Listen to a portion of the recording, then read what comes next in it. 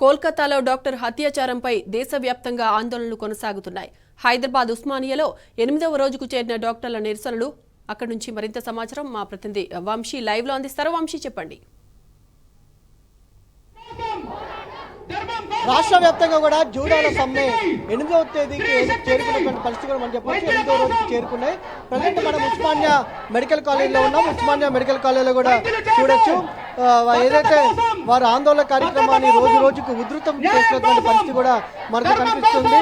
పశ్చిమ బెంగాల్లో జరిగినటువంటి పీజీ వైద్యులకు జరిగినటువంటి అన్యాయాన్ని ఏదైతే హత్యకు సంబంధించి దోషులను కఠినంగా శిక్షించాలని డిమాండ్ చేస్తూ దాంతో పాటుగా ప్రభుత్వ ఆసుపత్రుల్లో తమకు రక్షణ కల్పించాలని కోరుతూ వైద్యులందరూ కూడా గత 8 రోజుల్లోగా తెలంగాణ రాష్ట్ర వ్యాప్తంగా కూడా ఆందోళన నిర్వహిస్తున్నారు. అటు దేశవ్యాప్తంగా కూడా రోజు రోజుకి ఆందోళనలు ఏదైతే ఆందోళన కార్యక్రమాలు ఉధృతం అవుతున్నటువంటి పరిస్థితి కూడా మనం చూస్తా ఉన్నాము. తమకు జస్టిస్ కావాలని కోరుతూ డిమాండ్ చేస్తూ వారి ఆందోళన కార్యక్రమాన్ని ఉధృతం చేస్తున్నటువంటి పరిస్థితి మనం చూస్తాము. ఇప్పటికే రాష్ట్ర వ్యాప్తంగా ఉన్నటువంటి ఇంటర్న్స్ కావచ్చు, దాంతో పాటుగా పీజీ వైద్యులు కావచ్చు, దాంతో పాటుగా అండర్ గ్రాడ్యుయేట్ అభ్యసించేటువంటి అండర్ గ్రాడ్యుయేట్స్ కూడా పెద్ద ఎత్తున ఆందోళన కార్యక్రమాన్ని నిర్వహిస్తూ ఉన్నారు. 7,000 మందికి పైగా కూడా ఈ కార్యక్రమం నిర్వహిస్తూ ఉన్నారు. దాంతో పాటుగా సీనియర్ వైద్యులు కూడా ఆందోళన కార్యక్రమాన్ని నిర్వహిస్తున్న పరిస్థితి కూడా మనకు కనిపిస్తుంది. ప్రజెంట్ మనం చూడొచ్చు, ఏదైతే తమకు జస్టిస్ ఫర్ ఆర్జే కార్ అని చెప్పి కూడా ఇక్కడ అంతా కూడా వారి యొక్క చేతులతోటి ప్రింట్స్ వేసినటువంటి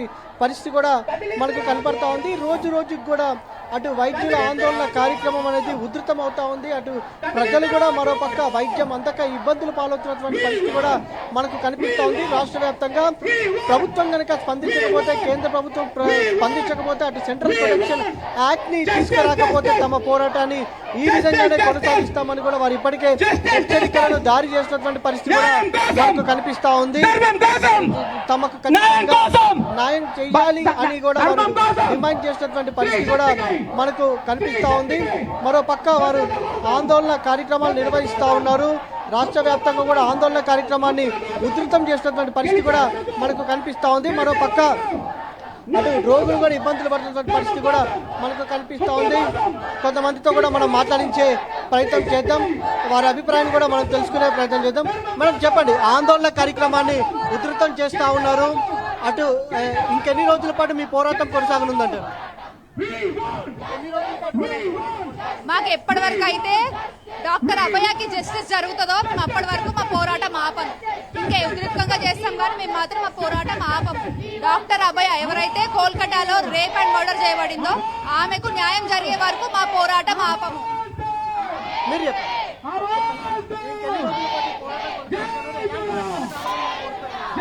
మా అందరికీ న్యాయం, డాక్టర్ అభయకి న్యాయం జరిగేంత వరకు మేము ఈ పోరాటం అనేది ఆపమండి. ప్రతిసారి ఒక ఆర్టికల్ లాగా మిగిలిపోతున్నాం. ఈసారి మేము చేంజ్ తీసుకుని అని మేము భావిస్తున్నాం. యాక్చువల్లీ మేము స్పెషల్ ప్రొటెక్షన్ ఫోర్స్ అనేది ఒకటి కావాలి, హాస్పిటల్స్ లో కావాలి అని డిమాండ్ చేస్తున్నాం. ఫస్ట్ పాయింట్ అంటే ఎక్కడ ఇంత పెద్ద సముద్రం ఇది ఉస్మానియా గాంధీ అనేది, దానిలో ఎక్కడ ఏ మూల ఏ చిన్న ఇష్యూ జరిగినా వాళ్ళకి ఒకటి తెలియాలి. దానికి ఒక స్పెషల్ ప్రొటెక్షన్ కావాలి అండ్ దాన్ని సర్విలెన్స్ సిస్టమ్ ద్వారా ఎప్పటికప్పుడు మానిటర్ చేస్తూ ఉండాలి. సో అప్పుడు మా నైట్ డ్యూటీస్ చేసే మా ఫీమేల్స్ కి ఒక సేఫ్టీ అనేది వస్తుంది అని చెప్పి ఆ నమ్మకంతో మేము సర్వీస్ చేయగలుగుతాం. అది మా డిమాండ్. Thank you. ఇది ఖచ్చితంగా అటు ప్రభుత్వ ఆసుపత్రులు కూడా రక్షణ కల్పించాలని కూడా డిమాండ్ చేస్తా ఉన్నారు. మరోపక్క ఉస్మానియా గాంధీ ఆసుపత్రి జూడాలు ఏదైతే ర్యాలీకి బయలుదేరబోతా ఉన్నారు, కాసేపట్లో భారీ ఎత్తున ర్యాలీ కార్యక్రమాన్ని కూడా నిర్వహించబోతా ఉన్నారు. ఇప్పటికే పెద్ద సంఖ్యలో కూడా గాంధీ నుంచి కావచ్చు, ఉస్మానియా నుంచి కావచ్చు పెద్ద ఎత్తున జూడాలు అటు ఉస్మానియా మెడికల్ కాలేజ్, కోటిలో ఉన్నటువంటి ఉస్మానియా మెడికల్ కాలేజీకి కూడా చేరుకున్నటువంటి పరిస్థితి కూడా మనకు కనిపిస్తూ ఉంది. మనం మరికొంతమందితో కూడా మాట్లాడించే ప్రయత్నం చేద్దాం. చెప్పండి, ఇప్పటికే దేశవ్యాప్తంగా కూడా ఆందోళనలు కొనసాగుతూ ఉన్నాయి. వైద్యులకు సంబంధించి కూడా ప్రజెంట్ ఢిల్లీలో కూడా ఆందోళన కార్యక్రమం కొనసాగబోతా ఉంది, ఏదైతే కొనసాగుతుంది. దీని గురించి ఆసుపత్రులు ఎలాంటి రక్షణ కావాలని మీరు డిమాండ్ చేస్తూ ఉన్నారు? అన్ని బేసిక్ వాష్రూమ్స్ కానీ టాయిలెట్స్ కూడా లేవండి. అది మన పరిస్థితి. ఇప్పుడు మళ్ళీ కొత్తగా 33 మెడికల్ కాలేజెస్ కూడా వచ్చాయి మన స్టేట్లో. గాంధీ ఉస్మానియాలోనే ఈ పరిస్థితి ఉంటే ఇంకా peripheral medical colleges RIMS Adilabad కానీ నిజామాబాద్ కానీ మనము మిగతా జగిత్యాలు, నల్గొండ, భువనగిరి అసలు ఏమి కేంద్ర ప్రభుత్వం కూడా ఇప్పటి వరకు సిపిఐ యాక్ట్ కి సంబంధించి కూడా ఎలాంటి రెస్పాన్స్ ఇవ్వలేదు. సెంట్రల్ గవర్నమెంట్ కు సంబంధించి విధానంపై మీరు ఏమంటారు? అదే సిపిఏ సెంట్రల్ గవర్నమెంట్ తీసుకురావాలండి. అట్లీస్ట్ మనకు అష్యూరెన్స్ ఇవ్వాలి, we're working on it and will bring it the next session అని. అదే అక్కడ ఢిల్లీలో దగ్గర ఉన్న వాళ్ళు అదే ప్రయత్నం చేస్తున్నారు హెల్త్ మినిస్ట్రీతో మాట్లాడి. Hopefully will get a break through అండి. మీరు సో ఇప్పుడు కోల్కతాలో జరిగిన ఇన్సిడెంట్ అయితే చాలా చాలా చాలా క్రూరంగా జరిగింది ఆ మర్డర్ అండ్ రేప్ అనేది. సో అంటే దాని గురించి ఇప్పుడు మేము ప్రొటెస్ట్ చేస్తున్నాం అన్నప్పుడు కూడా ఒక గూండాలు 7,000 పీపుల్ వచ్చి అది అటాక్ చేయడం అనేది చాలా చాలా చాలా అదొక సిగ్గుచేటు ఇండియాకు. అంటే అట్లీస్ట్ మనము ఇంత పెద్ద ఫీల్డ్లో ఉన్న వైద్యులని మనం కాపాడలేకపోతున్నాం అంటే మారుమూల గ్రామాల్లో ఉన్న ప్రజలను మనం ఏం కాపాడుతున్నాము. సో మనం ఇప్పుడు ఆలోచించాల్సిన అవసరం ఎంతైనా ఉంది. ఇప్పుడు మా యొక్క డిమాండ్స్ ఏంది అని అంటే అట్లీస్ట్ ఇప్పుడు ప్రజెంట్ మేము ఇప్పుడు ప్రొటెస్ట్ చేస్తున్నాం కాబట్టి విత్ ఇన్ 48 hours లోపు మాకు ఒక ఆర్డినెన్స్ తీసుకురావాలి. అంటే అదొక టెంపరీ ఇప్పుడే అమలు అయిపోయి మాకు ఏ హాస్పిటల్లో కూడా ఎక్కడ కూడా ఒక డాక్టర్కి ఇబ్బంది పడొద్దు. అట్లాంటి ఏదైనా ఇన్సిడెంట్ అయితే జల్దీ దాని గురించి ఇన్వెస్టిగేట్ చేసి న్యాయం జరిపేటట్లా చూసేటట్లా ఒక ఆర్డినెన్స్ తీసుకురావాలి. అండ్ నెక్స్ట్ పార్లమెంట్ సెషన్లో వరకు వింటర్ సెషన్లో వరకు మాకు ఒక లెజిస్లేషన్ అనేది తీసుకురావాలి దీని మీద, సెంట్రల్ ప్రొటెక్షన్ యాక్ట్. ఈ రెండింటి మధ్యలో ఒక దగ్గర కూడా గ్యాప్ అనేది ఉండదు మాకు. ప్లస్ ఇప్పుడు ఏదైతే ఈమె తెలంగాణ గురించి తీసుకుంటే అన్ని హాస్టల్స్లో సెక్యూరిటీ ల్యాక్ అనేది చాలా ఉంది. మినిమం బేసిక్ ఫెసిలిటీస్ లేకుండా అసలు మా యొక్క మెయిన్ బాడీ ఎన్ఎంసీ అసలు ఎట్లా పర్మిషన్స్ ఇస్తుంది దీనికి?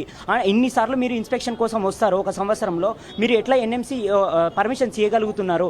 ఒకసారి ఇంత పెద్ద గవర్నమెంట్ హాస్టల్లో కూడా మీకు బేసిక్ ఫెసిలిటీస్ లేవు, మీరు ఎట్లా సీట్లు ఇస్తున్నారు? వెస్ట్ బెంగాల్లో కూడా చూస్తూ ఉన్నాము 46 మంది డాక్టర్స్ని ట్రాన్స్ఫర్ చేసినటువంటి పరిస్థితి కూడా మనకు కనపడతా ఉంది. అక్కడ పొలిటికల్కి సంబంధించి డైవర్షన్ జరుగుతుందంటారా? ఆ పొలిటికల్ డైవర్షన్ ఏం జరుగుతున్నాయో మాకు ఇంటర్నల్గా మేము అక్కడ ప్రజెన్స్ లేము కాబట్టి మాకు ఆర్జేకర్ వాళ్ళతోటి కాంటాక్ట్ రీసెంట్గానే వచ్చింది. వాళ్ళు చెప్తున్న ప్రకారం ఏంటి అని అంటే వాళ్ళకి ఇప్పుడే 144 సెక్షన్ అనేది అమలు చేశారు దాని చుట్టుపక్కల. వాళ్ళు ఇప్పటికైతే అట్లీస్ట్ ఇప్పుడైనా సేఫ్ ఉన్నారు. కానీ వాళ్ళకైతే న్యాయం జరగాలని ఇండియాలో ఉన్న ప్రతి ఒక్క డాక్టర్లు మేము అందరం ప్రొటెస్ట్ చేస్తున్నాము.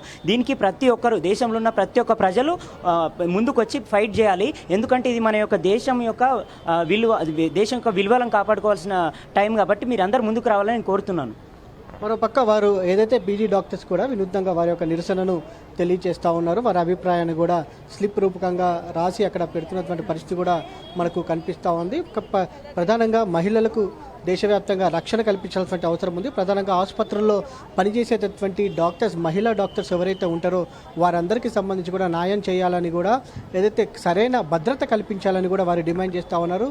ఒక కమాండ్ కంట్రోల్ సెంటర్ లాగా ఒక సర్విలెన్స్ ఏర్పాటు చేయాలని కూడా డిమాండ్ చేసినటువంటి పరిస్థితి కూడా మనకు కనిపిస్తోంది. ఇప్పటికే రాష్ట్ర వ్యాప్తంగా కూడా అటు రోగులు కూడా పెద్ద ఎత్తున ఇబ్బందులు పడతా ఉన్నారు. ఎందుకంటే అటు ఇంటర్న్స్ కావచ్చు, పీజీ డాక్టర్స్ కావచ్చు, అటు ఎంబీబీఎస్ డాక్టర్ కూడా అంటే గ్రాడ్యుయేట్స్ చేసినటువంటి ఎంబీబీఎస్ డాక్టర్స్ కూడా చాలామంది అటు ధర్నాలో సమ్మెలో ఉండటంతో కూడా రోగులు ఇబ్బందులు పడుతూ ఉన్నారు.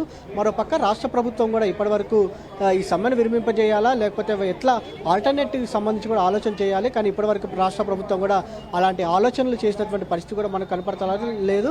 మరోపక్క నిమ్స్ ఆసుపత్రిలో కూడా సమ్మె కొనసాగుతుంది. అక్కడ ఫ్యాకల్టీ కూడా సమ్మెలోకి దిగిందంటే రాష్ట్రంలో రోగులు ఎంత ఇబ్బంది పడుతున్నారో కూడా మనం అర్థం చేసుకోవచ్చు. మరోపక్క ఢిల్లీ కేంద్రంగా కూడా జూడాలు ఆందోళన కార్యక్రమాలు చేపట్టినటువంటి పరిస్థితి కూడా మనం చూస్తూ ఉన్నాం. మొత్తం మీద దేశవ్యాప్తంగా కూడా జూనియర్ డాక్టర్స్ యొక్క సమ్మె అనేది చాలా ఉధృతంగా కొనసాగుతుందని కూడా మనం చెప్పొచ్చు.